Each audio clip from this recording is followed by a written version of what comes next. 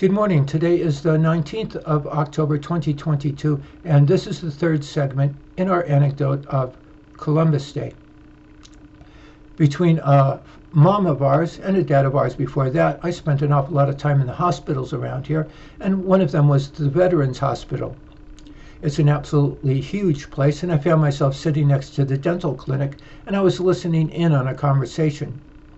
There were some people there from one of the local Indian reservations, and it seems the United States had obligated itself to provide health care to the people who live on the Indian reservations.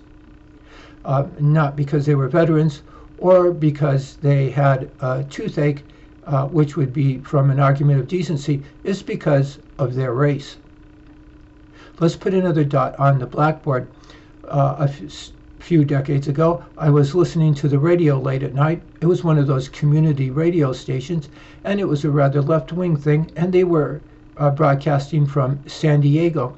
And evidently there's two universities there, and they had doings at both campuses. And at one campus, they were talking about how people should be inclusive and we should welcome people from Central and South America, and we're all one person. And the other campus, they were giving a speech saying how the white man had infiltrated this area and it was an unjust thing. Let's put another dot on the blackboard. In the 1920s, there was evidently a vicious revolution in Mexico. It was between the Catholic Mexicans and the Communist Mexicans. The Communists won. The battle cry of the Catholics were Viva Cristo Rey, which means long live Christ the King, and it came about because the Communists had assassinated by firing squad one of the Catholic priests, and just before he died, he threw his arms up and cried Viva Cristo Rey. I was born and raised here in Tucson. I never heard anything about it.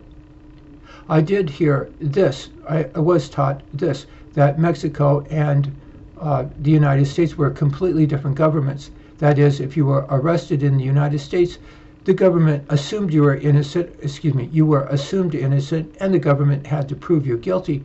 In Mexico, you were assumed guilty and you had to prove your innocence. In addition, there was a small group of exceptionally wealthy people in Mexico, and a huge gap in a large group of people living in the streets, a large group of people living in poverty.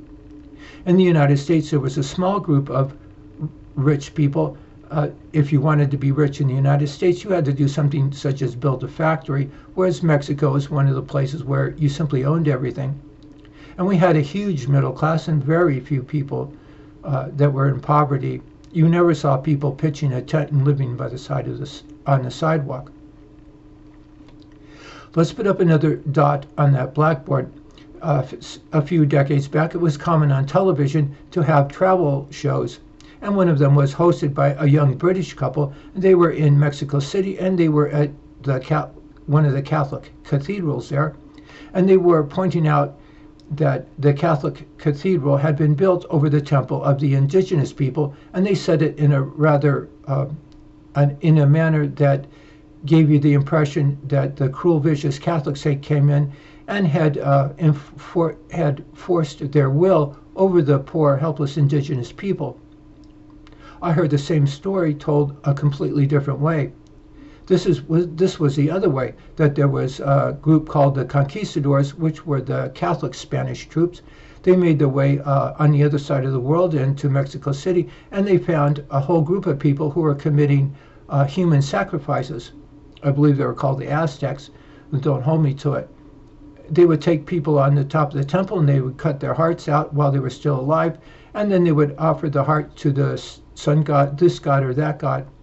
And that included men and women and children, all from, I'm told, neighboring indigenous people that they had conquered and enslaved. The conquistadors found themselves in what they considered this nightmarish world on the other side of the world, and over time they